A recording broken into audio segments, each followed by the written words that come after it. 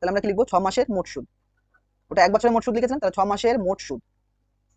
6 মাসের মোট সুদ দেখো কত হবে বলো, কত টাকা জমা দিচ্ছে 1000 টাকা, 1000 টাকা জমা দিচ্ছে ইন্টু কত পার্সেন্ট হারে 5% ইন্টু কত, এটা কত মাস 6 মাস, তাহলে প্রথম মাস মানে কত 1/12, নিচে কত থাকবে ইন্টু 100, এটা বোঝা যাচ্ছে। প্লাস পরের মাসে কত হবে 1000 টাকা ইন্টু 5 ইন্টু কত 2/12 ইন্টু 100, এটা দ্বিতীয় মাস হলো। তৃতীয় মাসে কত হবে 1000 টাকা তো দিচ্ছে, প্রতি মাসে 1000 টাকা করে দিচ্ছে বলেছে, আর কি 5% হারে সুদের হার 3 বাই কত হবে 12 ইন্টু 100।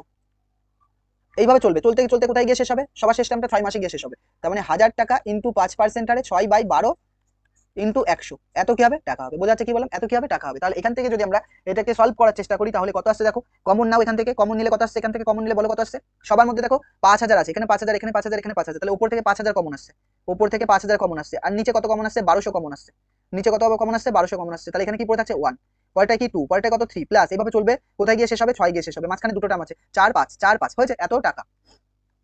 তাহলে এই দুটো শূন্য আর এই দুটো শূন্য কাটছে, তাহলে 50/12 পড়ে থাকছে। তাহলে আমরা পরের লাইনে, পরে একটা স্লাইড নিচ্ছি, স্লাইড নিয়ে কি করছি দেখো, সমান সমান 50/12 ইন্টু এটা কি রয়েছে দেখো n into n plus 1 formula লাগাও, n ইন্টু n এর মান কত 6, আর n প্লাস 1 কত হবে 7, 6/7 বাই কত 2, বোঝা যাচ্ছে কি বললাম। n ইন্টু n প্লাস 1/2 তম পদ লাগালে ফর্মুলা কি রয়েছে n into n plus 1/2, n এর মান কত এখানে সবার সিস্টেম কত 6, আর সবার মাঝে গ্যাপ কত 1, তাহলে 6 ইন্টু 6 এর একে যোগ করলে 7 বাই কত 2, তাহলে ওখানে লিখবো 6 ইন্টু 7/2 এত টাকা।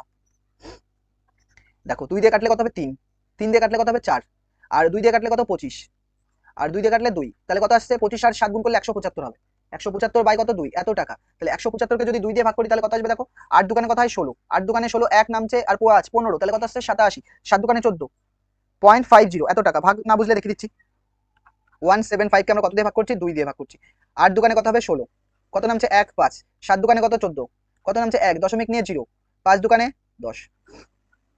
এবার দশমিকের পর 1 ঘর না রাখলে 2 ঘর রাখলে একটা 0 না, ওটা কোনো ব্যাপার না। তাহলে হচ্ছে মোট সুদে আসলে বের করতে হবে, তাহলে মোট সুদে আসলে কত হবে, মোট সুদে আসলে,